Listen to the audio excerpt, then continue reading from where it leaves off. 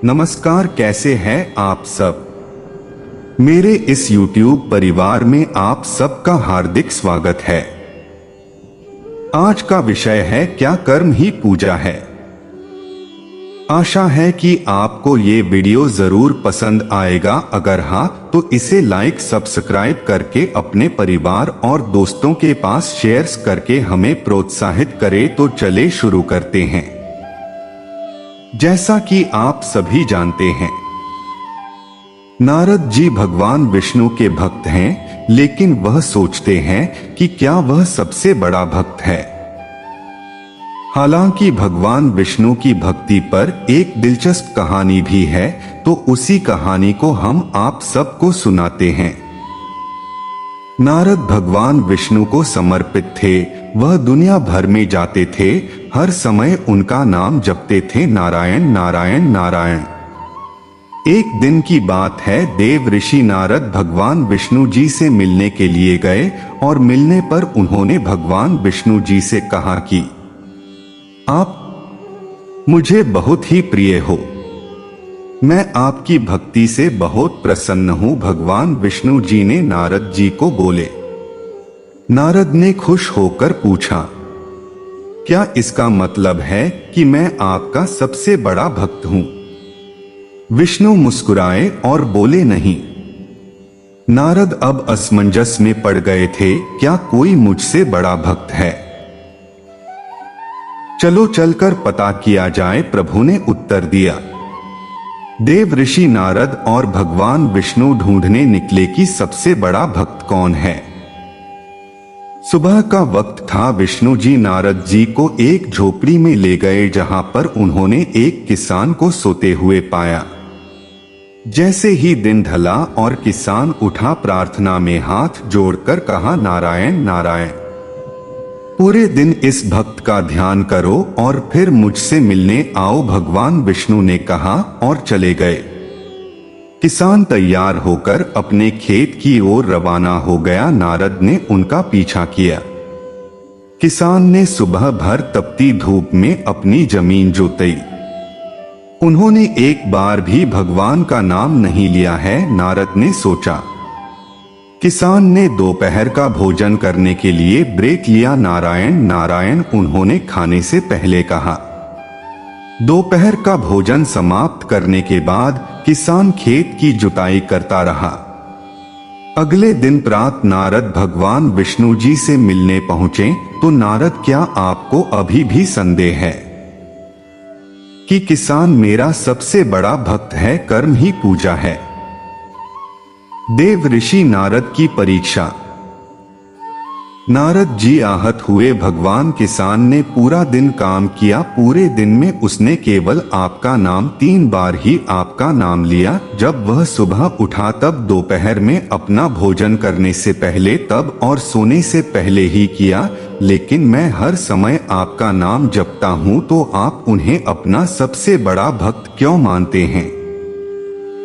भगवान विष्णु मुस्कुराए, मैं 1 मिनट में आपके प्रश्न का उत्तर दूंगा, लेकिन क्या मुझे पहले थोड़ा पानी मिल सकता है। इस पहाड़ी की चोटी पर एक झील है, कृपया मुझे एक बर्तन में इसका पानी लाओ। बस सुनिश्चित करें कि आप पानी की एक बूंद भी नहीं गिराते हैं। देव ऋषि नारद की परीक्षा। देव ऋषि नारद की परीक्षा। देव ऋषि नारद घड़े में पानी लाने गए। नारद पहाड़ी पर गए, झील को पाया और पानी से एक बर्तन भर दिया। घड़े को अपने सिर पर रखकर वह चलने लगा, नारायण नारायण। फिर वह अचानक से रुक गया। रुको, मुझे सावधान रहना चाहिए, क्योंकि भगवान विष्णु जी ने मुझसे कहा है कि पानी की एक बूंद भी नहीं गिराई जा सकती। नारद धीरे धीरे पहाड़ी से नीचे उतर गए। उसका सारा ध्यान पानी के बर्तन पर था। उसने एक एक करके एक कदम उठाया, इस बात का ख्याल रखते हुए कि पानी की एक बूंद बर्तन से न गिरे। ऋषि नारद घड़े में पानी लाने गए।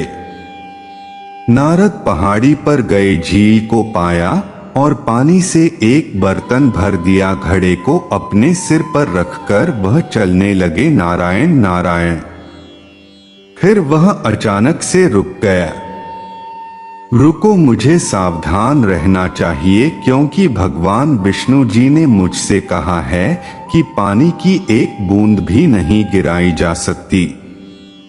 नारद धीरे धीरे पहाड़ी से नीचे उतर गए। उसका सारा ध्यान पानी के बर्तन पर था। उसने एक एक करके एक कदम उठाया, इस बात का ख्याल रखते हुए कि पानी की एक बूंद बर्तन से न गिरे।